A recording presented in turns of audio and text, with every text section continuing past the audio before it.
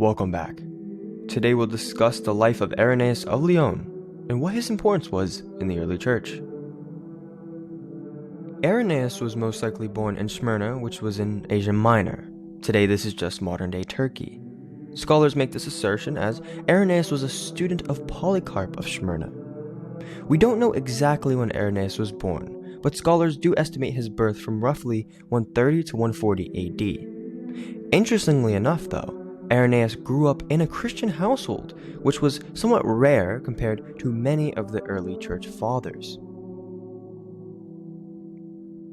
One of the important pieces of Irenaeus is that of how he's tied to the church father Polycarp. Polycarp was of course tied to the apostles, specifically the apostle John, which eventually Irenaeus himself was able to hear and be taught by Polycarp.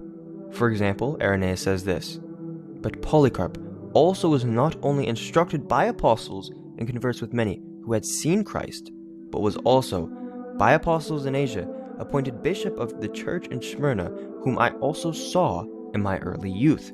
For he, Polycarp, tarried on earth a very long time, having always taught the things which he had learned from the apostles, and which the church had handed down, and which alone are true." Irenaeus furthered his faith and moved to what was known as Gaul or Lyon as a missionary. Lyon is in modern-day southern France. The bishop of Lyon, Pontanus, had been martyred in around 177 AD.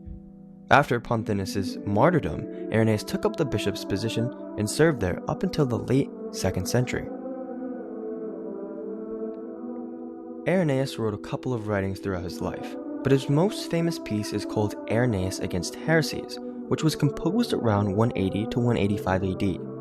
This piece of literature was written to fight against Gnostics, whom Irenaeus and much of the early church disagreed with. Gnostics were pretty much widespread throughout the Mediterranean, and much of their beliefs stem from Platonic philosophy, or the idea that the material world is evil, and for one to achieve salvation, they must get it by achieving a greater sense of gnosis, or knowledge. Some groups of Gnostics used some of the New Testament books to justify their beliefs. For example, the Heretic Martians took the Gospel of Luke and edited it out to make his position justified. Irenaeus says this about them: "While they abuse the scriptures by endeavoring to support their own system out of them, for this reason I have brought forward their modes of expressing themselves, that thus you might understand the deceitfulness of their procedure and the wickedness of their error." Another important piece of information Irenaeus supplies us with is that of the Canonical Scripture, or what books the New Testament early Christians used. Irenaeus himself quotes from around 21 of the 27 New Testament books that we have today. In fact, Irenaeus was one of the first attestations that we should be using all 4 gospel accounts, as before him, many regions would just rely on 1 or 2 of the gospels.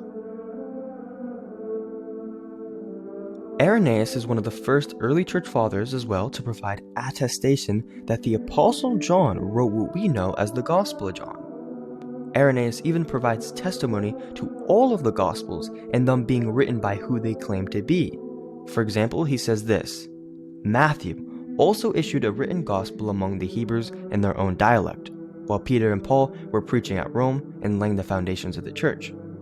After their departure, Mark, the disciple and interpreter of Peter, also handed down to us in writing what he had been preached by Peter. Luke also, the companion of Paul, recorded in a book the gospel preached by him.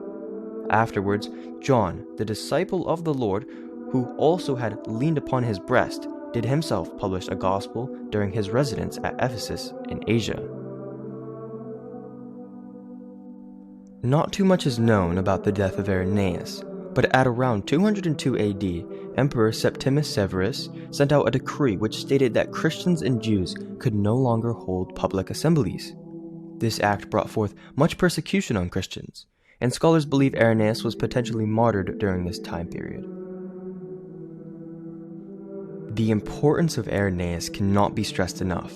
In a sense, he is the nail holding up apostolic connections in the early church, as of course Irenaeus was tied to Polycarp, whom was tied to the Apostle John. As well, he is one of the main reasons Gnosticism was rejected in the early church and deemed a heresy. Finally, Irenaeus even gives us further attestation of the Gospel writers, they being that of Matthew, Mark, Luke, and John.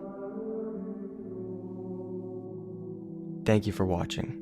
I have left all my sources of the quotations I use in the description below. I recommend you read them for yourselves. If you enjoyed the video, please like and subscribe, and as always, God bless.